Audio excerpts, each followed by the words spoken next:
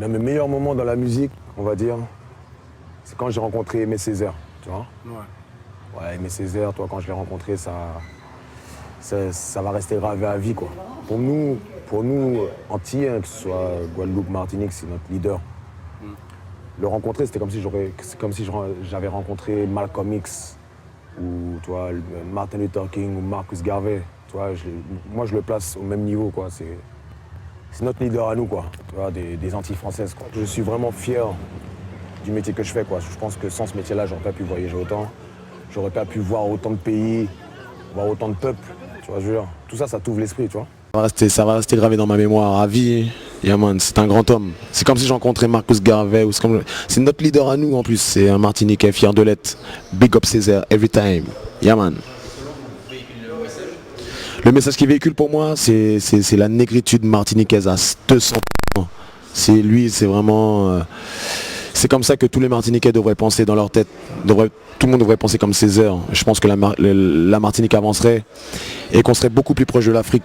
Il faut que des connexions se fassent avec l'Afrique. Moi, je me sens beaucoup africain aussi. Je suis un Africain de Martinique. Je suis Martiniquais, Africain de Martinique. Donc, pour moi, la connexion doit se faire logiquement. Et Monsieur Césaire, c'est un homme qui s'est toujours battu pour que cette connexion-là se fasse. Lui-même, il nous racontait qu'il a été en Éthiopie. J'imagine qu'il a dû faire tous les pays d'Afrique.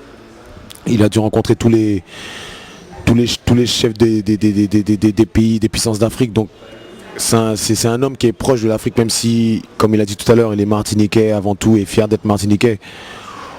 On nous a emmenés ici en Martinique, où nous sommes martiniquais, fiers de l'être et conscients que notre pays fondateur est l'Afrique. Yeah, man. Et M. Césaire, c'est le premier à nous montrer ça. C'est pour ça que ouais, je le remercie pour ça. Je le remercie pour la force qu'il nous donne, la force qu'il me donne, la force qu'il donne à tous les Noirs. Yeah, man. En tout cas, DJ, est-ce que tu penses continuer le travail que tu as commencé?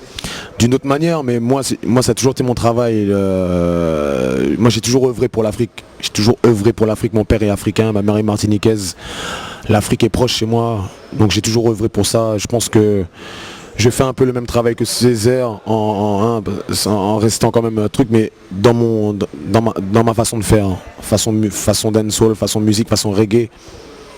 Monsieur Césaire, c'est plus un littéraire qui s'est battu pour le droit des Noirs, pour que certaines choses soient reconnues aujourd'hui. Et je le remercie pour tout ça. Pour moi je le respecte autant que je respecte Senghor, autant que je respecte Cheikh Anta Diop, qui a fait beaucoup pour les Noirs aussi, qui s'est battu pour prouver que la première civilisation au monde c'était des Noirs, les Égyptiens étaient noirs. Donc Césaire, pour moi, je le place au même niveau que ces gens-là, au même niveau. Et c'est notre leader à nous, donc je suis encore plus fier.